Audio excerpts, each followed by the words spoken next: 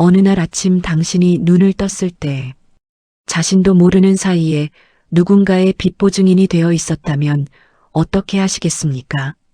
서명한 적도 없고 동의한 적도 없습니다. 그런데 낡은 파일 속 포스트잇 한 장에 이렇게 적혀 있었습니다. 다의 도장만 받으면 끝. 이 문장을 읽은 사람은 그 집의 큰 며느리였습니다. 9년 동안 새벽마다 달려가 청소를 하고 음식을 차리고 웃으며 돌아오던 바로 그 사람이었습니다. 오늘 이야기는 그 며느리가 어떻게 자신의 이름을 되찾았는지에 관한 이야기입니다. 2025년 봄이었습니다. 경기도 외곽의 한 시립도서관 자료정리실에 오전 9시가 막 지난 햇살이 비스듬히 들어오고 있었습니다. 정다혜는 반납 도서 목록을 확인하며 하루를 시작하였습니다. 서가 번호를 하나씩 대조하고 도서 상태를 꼼꼼히 기록하고 손상된 책에는 작은 메모를 붙이는 일이었습니다. 사람들 눈에 잘 띄지 않는 자리였지만 다혜에게는 이곳이 가장 편안한 공간이었습니다. 정해진 순서가 있고 흐트러진 것을 바로잡는 일이고 끝내고 나면 반드시 제자리가 생기는 일이었으니까요. 정다혜는 올해 37살이었습니다.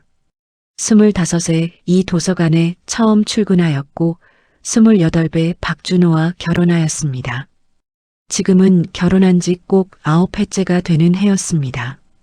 아이는 없었습니다. 그것이 선택인지 상황인지 다혜는 쉽게 말하지 않았고 주변 사람들도 어느 순간부터 더 이상 묻지 않았습니다. 도서관에서 함께 일하는 동료들은 다혜를 이렇게 이야기하였습니다. 조용하고 정확하고 실수가 없는 사람이라고. 민원인이 언성을 높여도 흔들리지 않고 누가 무례하게 굴어도 목소리를 높이는 법이 없다고. 다혜는 그런 말을 들을 때마다 조용히 웃고 넘겼습니다. 그것이 타고난 성격이 아니라는 걸 본인은 알고 있었습니다. 살면서 몸이 먼저 배운 방식이었습니다.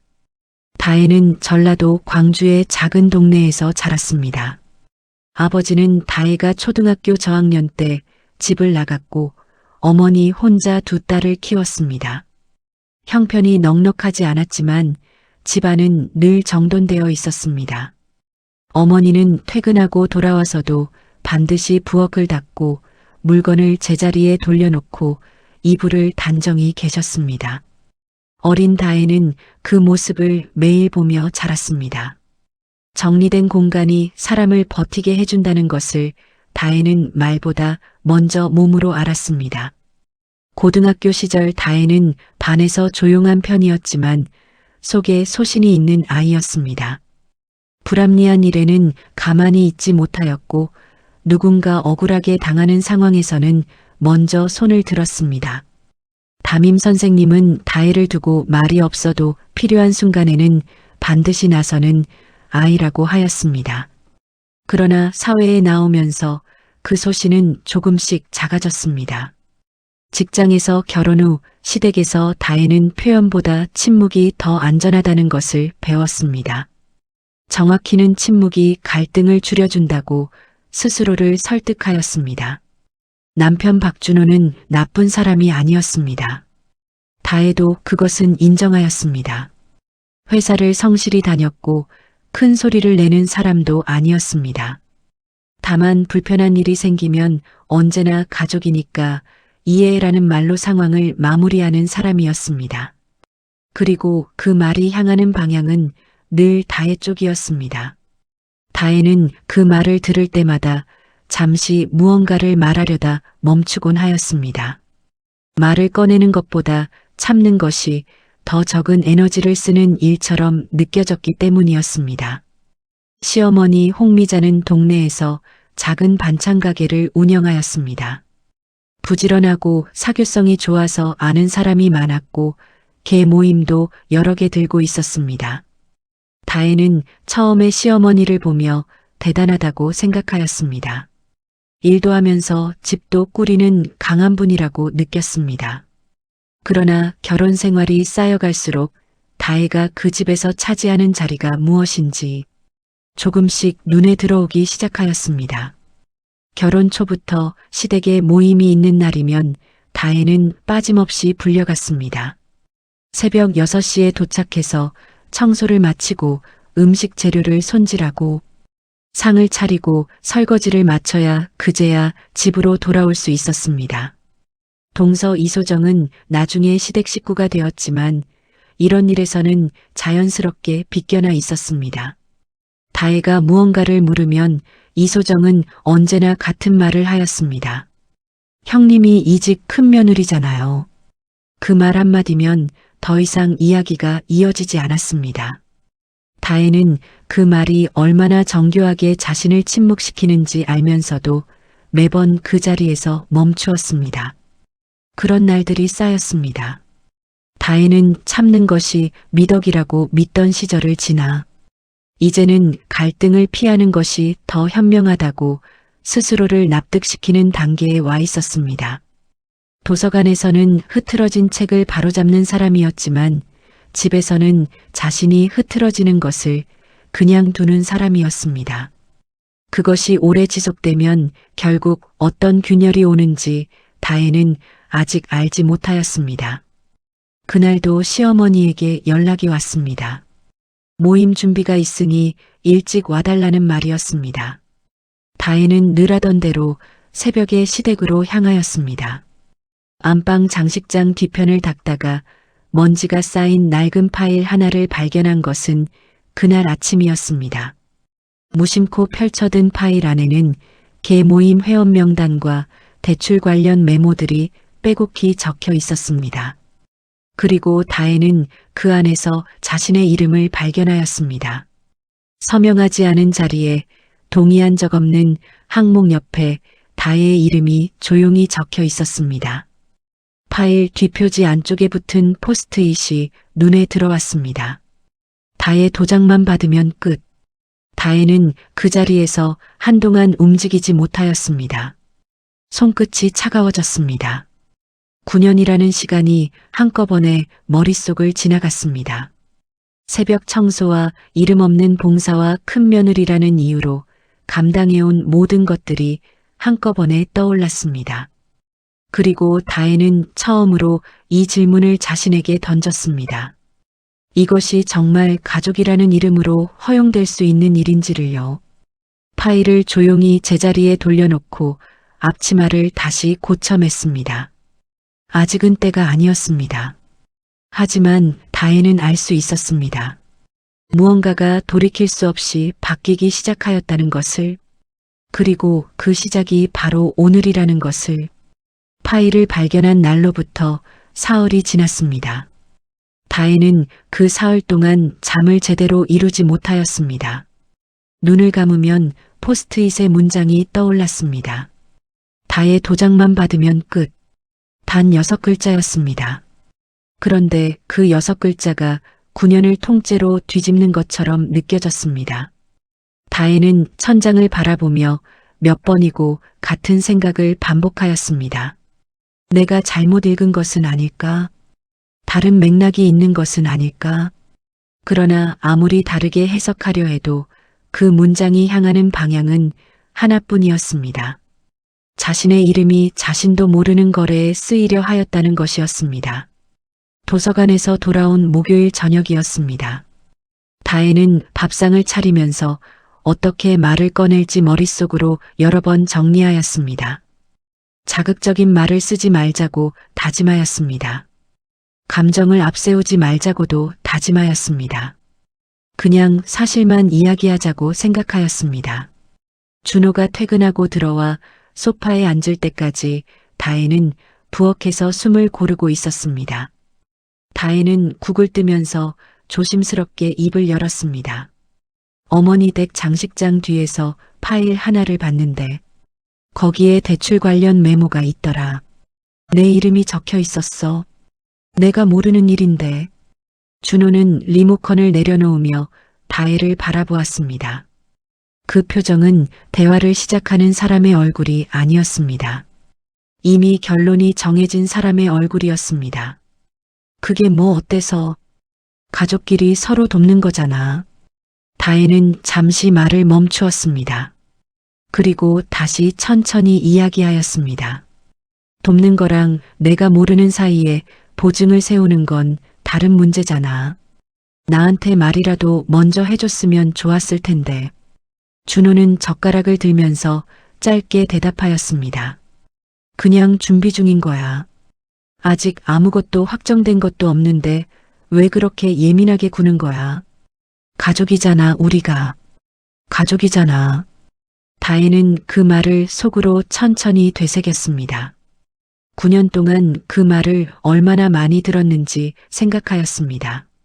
새벽에 시댁으로 달려갈 때도 그 말이었고 자신의 주말이 사라질 때도 그 말이었습니다. 그리고 지금 자신의 이름이 동의 없이 쓰이려 했다는 이야기를 꺼냈을 때도 돌아오는 말은 그것이었습니다. 가족이잖아. 다혜는 그 말이 왜 늘 자신을 향해서만 작동하는지 그날 처음으로 또렷하게 의식하였습니다. 식사는 말없이 끝났습니다. 준호는 다시 텔레비전을 켰고 다혜는 설거지를 하였습니다. 아무것도 해결되지 않았습니다. 다혜가 꺼낸 말은 공기 중에서 그냥 사라진 것 같았습니다. 다음 날 오후 시어머니에게 전화가 왔습니다. 소정이가 이사 준비한다고 하는데 대출 서류 정리하는 것 좀 도와줘야겠어. 너도 일 마치면 한번 들러. 다혜는 수화기를 들고 잠시 아무 말도 하지 못하였습니다. 시어머니는 다혜가 침묵하는 것을 당연한 수락으로 받아들이는 것 같았습니다. 어머니, 제가 요즘 도서관 업무가 좀 있어서요. 다혜가 조심스럽게 말하였습니다. 그러자 시어머니의 목소리 톤이 한 단계 낮아졌습니다. 큰 며느리가 그 정도도 못해주면 어떻게 해? 소정이가 아직 많이 서툰데 내가 좀 챙겨줘야지. 다혜는 전화를 끊고 한동안 손 안에 핸드폰을 쥐고 있었습니다. 창문 밖으로 퇴근하는 사람들이 지나가고 있었습니다. 다혜는 생각하였습니다. 나는 왜 매번 이 자리에서 멈추는가? 말은 하였는데 전달이 되지 않고 의사를 밝혔는데 무시가 되고 경계를 그으려 하면 큰 며느리라는 말이 그 선을 지워버리는 구조 안에서 나는 어떻게 해야 하는가? 이틀 뒤 다혜는 결국 시댁에 들렀습니다. 동서 이소정은 소파에 앉아 대출 관련 서류 묶음을 펼쳐놓고 있었습니다. 다혜를 보자마자 자연스럽게 말하였습니다. 형님 왔어요. 이것 좀 같이 봐주세요. 저는 이런 거 너무 모르겠어요. 그 말투에는 미안함이 없었습니다. 당연히 도움을 받아야 할 사람이 당연히 도움을 주는 사람에게 이야기하는 말투였습니다. 다혜는 서류를 들여다보며 속으로 숫자들을 정리하였습니다. 대출 금액과 상환 일정과 연대보증 항목들이 적혀 있었습니다. 그리고 연대보증인 란에는 아직 이름이 채워져 있지 않은 칸이 하나 있었습니다. 다혜는 그 빈칸을 조용히 바라보았습니다. 시어머니가 부엌에서 목소리를 높였습니다. 다혜야, 차 한 잔 끓여서 가져와. 손 좀 써야지. 다혜는 부엌으로 향하며 물을 올렸습니다. 그리고 그 짧은 시간 동안 생각하였습니다. 나는 지금 차를 끓이고 있고 서류를 봐주고 있고 이 집의 일을 하고 있습니다. 그런데 이 집에서 내 이름이 거론될 때 그것은 언제나 무언가를 시키거나 무언가에 쓰기 위해서입니다. 나는 사람으로 있는 것이 아니라 역할로 있는 것입니다. 그날 저녁 다혜는 집으로 돌아와 방에 앉아 휴대전화를 꺼냈습니다. 그리고 파일을 발견했던 날 찍어두었던 사진들을 다시 열어보았습니다. 회원 명단과 대출 메모와 포스트잇. 다혜는 그 사진들을 보면서 이번에는 다른 방식으로 바라보기 시작하였습니다. 이것이 무엇을 의미하는지, 법적으로 어떤 상황인지 자신이 모르는 사이에 어디까지 진행된 것인지를 생각하였습니다. 다혜는 그날 밤 검색을 시작하였습니다. 연대보증인의 법적 책임, 동의 없는 보증의 효력, 내용 증명의 발송 절차, 자신이 알지 못하였던 단어들이 화면에 가득 찼습니다. 다혜는 한 글자씩 읽어나갔습니다. 처음에는 막막하였습니다. 그러나 읽을수록 하나씩 정리가 되었습니다. 내가 모르는 사이에 진행된 일이 있다면 그것을 알아야 한다는 것이었습니다. 알지 못하면 막을 수도 없다는 것이었습니다. 준호는 그날도 다혜가 무엇을 하고 있는지 묻지 않았습니다. 서재에서 게임을 하다가 먼저 잠자리에 들었습니다. 다혜는 새벽 1시가 넘도록 화면을 들여다보았습니다. 피곤하였습니다. 하지만 이상하게도 사흘 전보다 잠이 올 것 같은 기분이었습니다. 무언가를 알기 시작하면 두려움이 줄어든다는 것을 그날 처음 알았습니다. 며칠이 더 지났습니다. 다혜는 그 사이 공동 통장의 자동이체 내역을 조용히 확인하였습니다. 시댁과 관련된 항목들이 눈에 들어왔습니다. 다혜가 모르는 사이에 준호 명의로 빠져나간 금액들도 있었습니다. 작은 금액이 아니었습니다. 다혜는 그 내역을 캡처해서 별도의 폴더에 저장하였습니다. 파일 사진들과 같은 폴더였습니다. 폴더 이름은 정리라고 붙였습니다. 감정은 이상하게 차분해지고 있었습니다. 처음 포스트잇을 보았을 때 느꼈던 손끝이 차가워지던 감각은 어느 사이에 다른 무언가로 바뀌어 있었습니다. 분노라고 하기엔 너무 조용하고 체념이라고 하기엔 너무 단단한 그 무언가였습니다. 다혜는 그것이 결심이라는 것을 이제 막 알아가고 있었습니다. 도서관 점심시간에 다혜는 1인용 칸막이 좌석에 앉아 노트에 몇 가지를 적었습니다. 내가 해야 할 일, 내가 알아야 할 것, 내가 확인해야 할 서류. 리스트는 길지 않았습니다. 하지만 한 줄씩 쓸 때마다 무언가가 정해지는 느낌이었습니다. 다혜는 도서관에서 낯선 자료들을 분류할 때와 같은 방식으로 지금 자신의 상황을 분류하고 있었습니다. 흐트러진 것을 제자리에 돌려놓는 일, 그것이 자신이 가장 잘 아는 일이었습니다. 그날 퇴근길에 다혜는 오랫동안 걸었습니다. 버스를 타지 않고 2정거장을 걸었습니다. 봄이었지만 바람은 아직 차가웠습니다. 다혜는 코트 단추를 채우며 생각하였습니다. 나는 이제 어떻게 할 것인가? 남편에게 다시 이야기를 꺼내면 똑같은 말이 돌아올 것입니다. 시어머니에게 직접 묻는다면 그것을 감당할 준비가 지금 되어 있는가? 혼자서 해결할 수 있는 범위가 어디까지인가?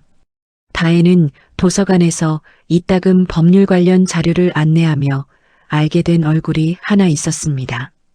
지역법률구조공단에 근무한다는 분이었습니다. 대화를 나눠본 것은 2번에 불과하였지만 조용하고 정확한 인상을 받았던 사람이었습니다. 다혜는 그날 밤 그분에게 짧은 문자를 보냈습니다. 개인적인 사안으로 짧게 여쭤볼 것이 있는데 시간이 괜찮으시면 연락 주십시오.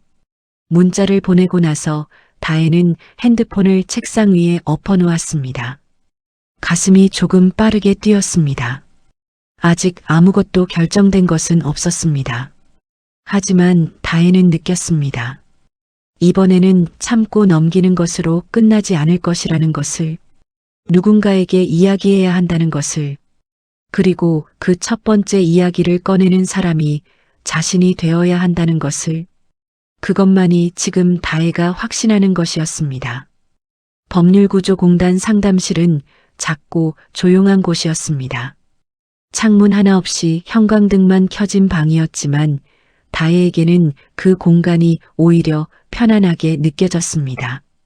누군가의 며느리도 누군가의 아내도 아닌 그냥 정다혜로 앉아 있어도 되는 자리였기 때문이었습니다. 상담사는 다혜가 준비해온 자료들을 천천히 살펴보았습니다. 파일 사진과 통장 내역과 포스트잇이 찍힌 화면이었습니다.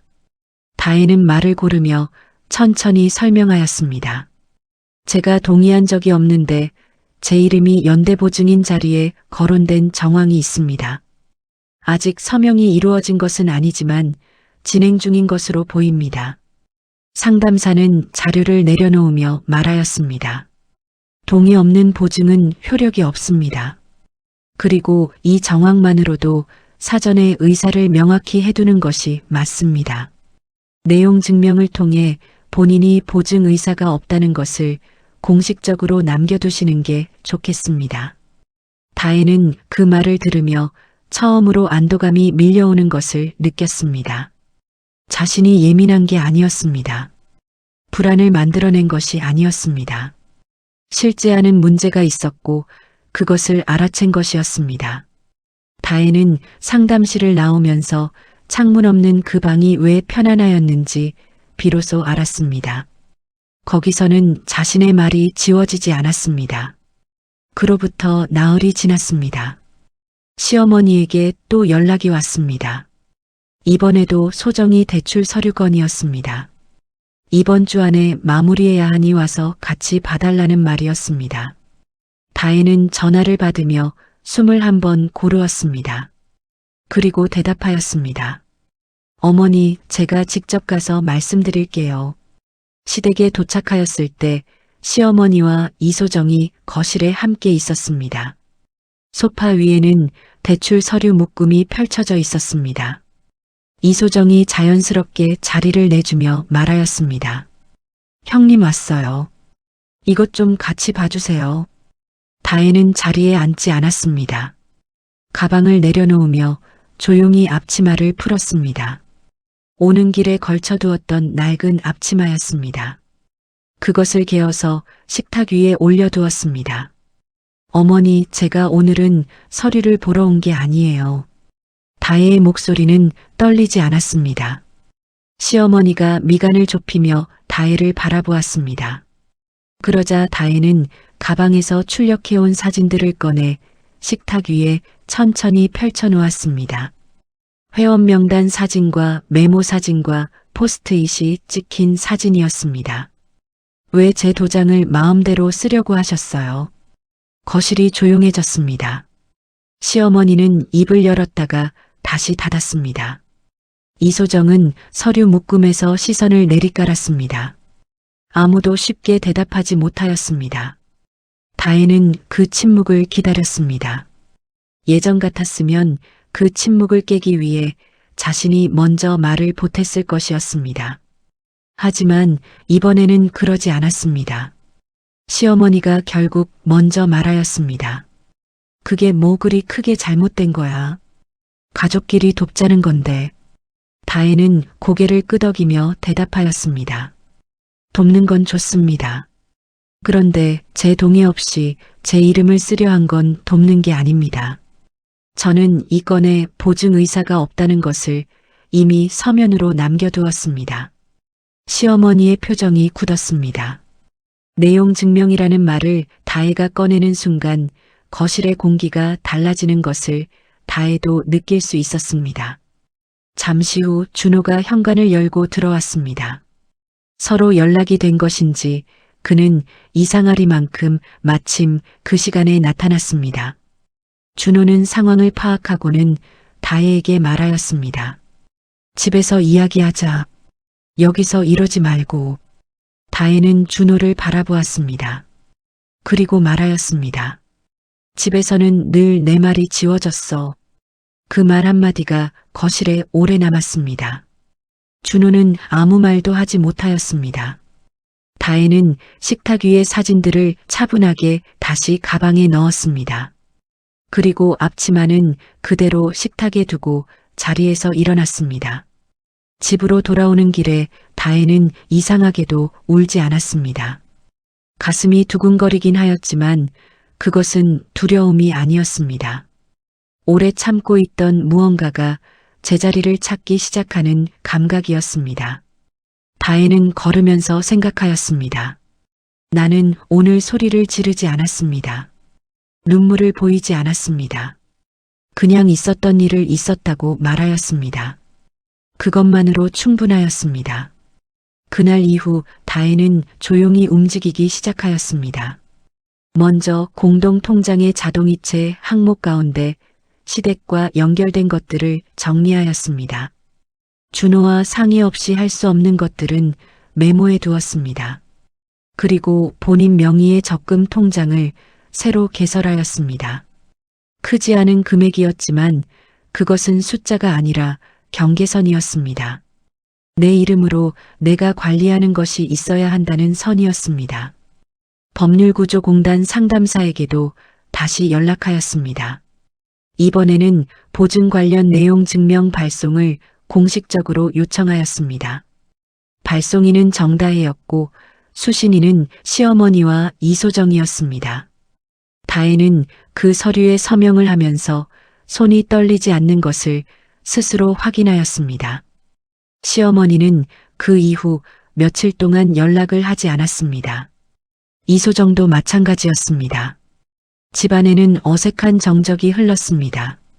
준호는 저녁마다 말수가 줄었고 다혜에게 무언가를 물으려다 멈추는 것 같은 날이 이어졌습니다. 다혜는 그 변화를 조용히 지켜보았습니다. 어느 저녁 준호가 다혜에게 먼저 말을 걸었습니다. 내가 잘못한 것 같아. 목소리가 낮았습니다. 다혜는 하던 일을 멈추고 준호를 바라보았습니다. 준호는 말을 이었습니다.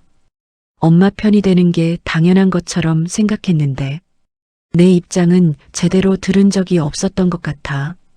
다혜는 바로 대답하지 않았습니다. 그 말이 진심인지 확인하고 싶지 않았습니다. 지금 이 순간 그것을 판단하는 것이 중요한 게 아니었습니다. 다혜는 다만 이렇게 말하였습니다. 나는 서두르지 않을 거야. 용서도 관계도 내가 생각할 시간이 필요해. 준호는 고개를 끄덕였습니다. 그리고 아무 말 없이 부엌으로 들어가 설거지를 시작하였습니다. 다혜는 그 뒷모습을 잠시 바라보았습니다. 9년 동안 그 자리에 서 있던 사람은 언제나 자신이었습니다. 오늘은 달랐습니다. 아주 작은 변화였지만 다혜는 그것이 진짜라는 것을 알 수 있었습니다. 시어머니는 결국 이소정의 대출을 본인 명의 담보로 처리하였다는 이야기가 나중에 들렸습니다.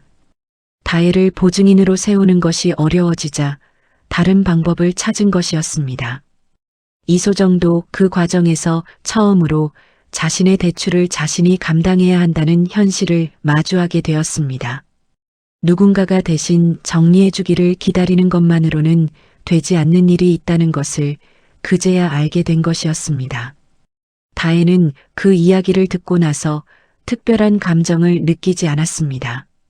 통쾌하지도 않았고 씁쓸하지도 않았습니다. 다만 이런 생각이 들었습니다. 내가 없어도 일은 돌아갔습니다. 내가 없어야 비로소 각자가 자기 몫을 보게 되었습니다. 다혜는 그것이 자신이 오랫동안 그 자리를 채워온 대가라는 것을 알았습니다. 그리고 이제는 그 자리를 내어줄 때가 되었다는 것도 알았습니다. 도서관에 봄 햇살이 길게 들어오던 오후였습니다. 다혜는 서가 정리를 마치고 잠깐 창가에 서 있었습니다. 유리에 자신의 얼굴이 흐릿하게 비쳤습니다. 다혜는 그 얼굴을 오래 바라보았습니다.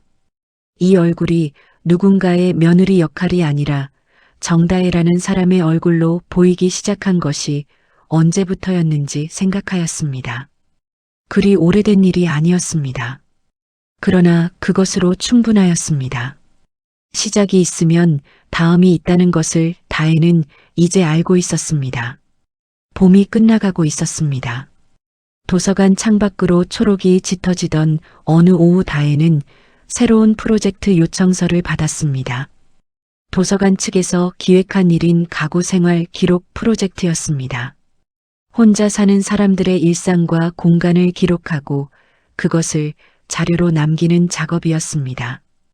담당자가 다혜에게 맡긴 이유는 간단하였습니다. 정리를 가장 잘 아는 사람이니까요. 다혜는 그 말을 들으며 조용히 웃었습니다. 정리를 잘 안다는 말이 이렇게 다르게 들릴 수 있다는 것이 새로웠습니다. 시댁에서 그 말은 늘 청소와 뒷감당의 다른 이름이었습니다. 여기서는 전문성의 이름이었습니다. 프로젝트를 맡으면서 다혜는 처음으로 자신의 일이 단순히 책을 분류하는 것 이상이라는 것을 느꼈습니다. 1인 가구의 공간을 기록하기 위해 여러 사람을 인터뷰하였습니다. 이혼 후 혼자 살기 시작한 50대 여성도 있었고 부모와 떨어져 처음 자취를 시작한 20대 청년도 있었습니다. 저마다 공간을 꾸리는 방식이 달랐지만 공통점이 하나 있었습니다. 자기 공간이 생긴 뒤에야 비로소 자신이 무엇을 좋아하는지 알게 되었다는 것이었습니다. 다혜는 그 말들을 기록하면서 자신의 이야기를 동시에 읽고 있는 것 같았습니다. 정리는 물건을 버리는 일이 아니라는 것을 다혜는 이 프로젝트를 통해 다시 한번 확인하였습니다. 정리는 무엇이 자신에게 필요하고 무엇이 그렇지 않은지를 결정하는 일이었습니다. 그 결정을 스스로 내릴 수 있을 때 공간은 비로소 자기 것이 되었습니다. 관계도 마찬가지였습니다. 어떤 관계를 유지하고 어떤 거리를 둘 것인지 스스로 선택할 수 있을 때 그 관계는 다혜를 소진시키는 것이 아니라 다혜를 지탱하는 것이 될 수 있었습니다. 시어머니에게서 연락이 온 것은 내용 증명을 보낸 지 한 달이 지난 뒤였습니다. 문자였습니다. 짧은 문자였습니다. 다음에 시간 되면 밥 한번 먹자. 다혜는 그 문자를 한참 들여다보았습니다. 사과의 말은 없었습니다. 해명도 없었습니다. 그러나 다혜는 그것이 홍미자 여사가 보낼 수 있는 최대한의 신호라는 것을 알았습니다. 살면서 먼저 잘못했다고 말해본 적이 없는 사람이 이렇게라도 문을 두드리는 것이었습니다. 다혜는 답장을 보냈습니다. 네, 어머니 연락 주세요. 밥자리는 조용하였습니다. 시어머니는 다혜가 좋아하는 된장찌개를 끓여두었습니다. 대화는 많지 않았습니다. 날씨 이야기와 도서관 이야기와 동네 이야기가 오갔습니다. 그러나 예전과 달라진 것이 있었습니다. 시어머니가 다혜에게 무언가를 당연히 시키지 않았습니다. 설거지를 다혜가 하려고 일어서자 시어머니가 먼저 말하였습니다. 나도 내가 할게. 짧은 말이었습니다. 하지만 다혜는 그 말의 무게를 알았습니다. 돌아오는 길에 다혜는 오래 생각하였습니다. 시어머니를 용서한 것인지 아닌지 아직 알 수 없었습니다. 그러나 그것을 지금 당장 결론 내릴 필요도 없다는 것을 알았습니다. 관계는 한 번의 대화로 정리되는 것이 아니었습니다. 천천히 쌓이고 천천히 변하는 것이었습니다. 다혜는 이제 그 속도를 자신이 정할 수 있다는 것을 알았습니다. 그것으로 충분하였습니다. 준호와의 관계도 조금씩 달라지고 있었습니다. 어느 주말 아침 준호가 먼저 말하였습니다. 오늘 같이 나갈까? 다혜는 잠시 준호를 바라보았습니다. 오랜만에 듣는 말이었습니다. 아니, 어쩌면 결혼 초반 이후 거의 들어본 적 없는 말이었습니다. 다혜는 고개를 끄덕였습니다. 두 사람은 오래 걷지 않았습니다. 1시간쯤 동네를 걸으며 별 이야기 없이 같은 방향을 바라보았습니다. 그것만으로도 뭔가 달라진 느낌이 있었습니다. 준호는 그 산책길에서 처음으로 이런 말을 하였습니다. 내가 내 편이 되어야 하는데 그걸 잘 몰랐던 것 같아. 다혜는 그 말을 듣고 바로 대답하지 않았습니다. 말이 마음에 닿는데 시간이 필요하였습니다. 그리고 한참 뒤에 이렇게 말하였습니다. 나도 내가 그걸 알아주길 바란다는 말을 제대로 한 적이 없었어. 준호는 고개를 끄덕였습니다. 두 사람은 그것으로 긴 대화를 마친 것처럼 다시 조용히 걸었습니다. 관계는 말로 회복되는 것이 아니라 시간으로 회복된다는 것을 다혜는 이 무렵 알게 되었습니다. 극적인 화해 장면 같은 것은 없었습니다. 눈물 흘리며 부둥켜 안는 순간 같은 것도 없었습니다. 다만 매일의 일상이 조금씩 달라졌습니다. 준호가 퇴근하면서 뭐 필요한 거 있냐고 문자를 보내기 시작하였습니다. 다혜가 늦는 날에는 저녁을 먼저 준비해 두기도 하였습니다. 크지 않은 변화들이었지만 그 변화들이 쌓이면서 집안의 공기가 달라졌습니다. 이소정은 그 이후로 다혜에게 먼저 연락하는 일이 줄었습니다. 처음에는 그것이 불편한 침묵처럼 느껴졌지만 시간이 지나면서 다혜는 그것이 오히려 자연스러운 거리라는 것을 알게 되었습니다. 가족이라는 이름이 늘 가까움을 강요할 필요는 없었습니다. 각자의 자리에서 각자의 삶을 살면서 필요할 때 연결되는 것이 더 건강한 관계일 수 있었습니다. 이소정도 그 거리 속에서 조금씩 자신의 일을 스스로 해나가기 시작하였습니다. 다혜가 항상 먼저 나서지 않게 되자 이소정도 기다리는 것이 해결책이 아니라는 것을 몸으로 배워가고 있었습니다. 여름이 오고 있었습니다. 다혜의 프로젝트 보고서가 도서관 내부 발표회에서 좋은 평가를 받았습니다. 1인 가구의 공간 기록이 단순한 생활 자료를 넘어서 사람들의 자기 서사를 담는 작업으로 발전할 수 있다는 가능성을 보여주었다는 평이었습니다. 관장이 다혜에게 말하였습니다. 이 작업을 계속 이어가 보는 건 어떻겠습니까? 책으로 엮어볼 수도 있을 것 같습니다. 다혜는 그 말을 들으며 무언가 가슴속에서 오래된 문이 열리는 것 같은 느낌을 받았습니다. 어린 시절 다혜는 글 쓰는 것을 좋아하였습니다. 일기를 매일 썼고 독후감을 누가 시키지 않아도 적었습니다. 그러나 어느 순간부터 그것이 사라졌습니다. 살림과 시댁과 직장이 쌓이면서 자신이 좋아하는 것들이 하나씩 뒤로 밀려났습니다. 다혜는 그것을 잃어버렸다고 생각하였습니다. 그런데 그것이 없어진 것이 아니었습니다. 그냥 자리를 내어주지 못하고 있었던 것이었습니다. 다혜는 그날 저녁 오랫동안 사용하지 않았던 노트를 꺼냈습니다. 새 노트가 아니었습니다. 몇 년 전에 사두고 첫 페이지만 쓰다 덮어두었던 노트였습니다. 다혜는 그 첫 페이지 다음 장을 펼쳤습니다. 그리고 천천히 쓰기 시작하였습니다. 오늘 있었던 일을, 프로젝트 발표에서 들은 말을, 걸어오면서 떠오른 생각을. 글씨가 처음에는 어색하였습니다. 오래 쓰지 않아서 손이 익지 않아 있었습니다. 그러나 2페이지를 지나면서 손이 기억을 되찾는 것처럼 자연스러워졌습니다. 다혜는 생각하였습니다. 나는 지금 무엇을 잃었다가 되찾은 것인가?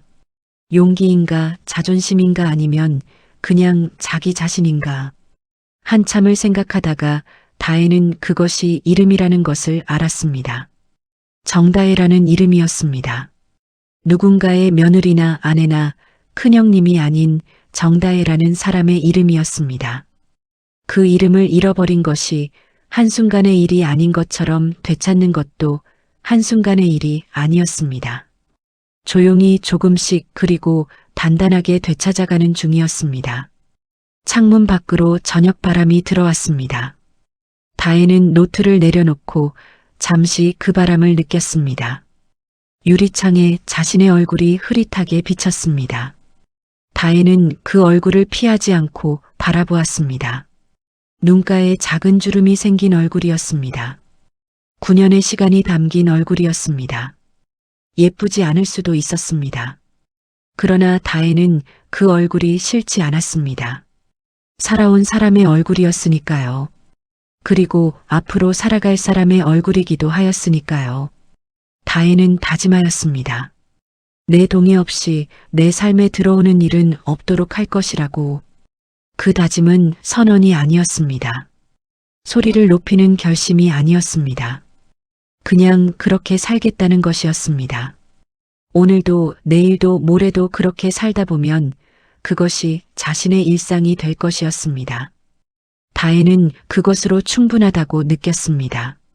노트를 덮고 나서 다혜는 부엌으로 나갔습니다. 준호가 싱크대 앞에 서서 뭔가를 끓이고 있었습니다. 라면이었습니다. 다혜가 들어서자 준호가 말하였습니다. 같이 먹을래? 다혜는 의자를 끌어당기며 앉았습니다. 두 사람은 같은 냄비에서 라면을 나눠 먹었습니다. 특별한 대화는 없었습니다. 텔레비전 소리가 작게 들렸고 냄비에서 국물 끓는 소리가 났습니다. 그 평범한 저녁이 다혜에게는 오래전부터 원하던 것과 가장 가까운 모습이었습니다. 거창하지 않아도 괜찮습니다. 완벽하지 않아도 됩니다. 자신의 이름을 되찾는 일은 그런 것이었습니다. 누군가에게 인정받는 것이 아니라 스스로 자신을 알아가는 것이었습니다. 다혜는 그것을 37년이 지나서야 배웠습니다. 늦은 것 같았지만 이상하게 늦지 않은 것 같기도 하였습니다. 지금 아는 것이 10살 때 알던 것보다 훨씬 진하고 단단하였으니까요. 정다혜의 이야기는 여기서 끝나지 않습니다. 다혜는 내일도 도서관에 출근하여 책을 정리하고 사람들을 만날 것입니다. 준호와 다투는 날도 있을 것이고 시어머니에게 서운한 날도 다시 올 것입니다. 세상이 한 번에 바뀌지는 않습니다. 그러나 다혜는 이제 압니다. 바뀌어야 하는 것이 세상이 아니라는 것을. 자신이 서 있는 자리와 자신이 말하는 방식과 자신이 경계를 긋는 방법이 달라지면 세상을 대하는 방식도 달라진다는 것을요. 이 영상이 도움이 되셨다면 구독과 좋아요는 이야기를 이어가는 큰 힘이 됩니다. 감사합니다.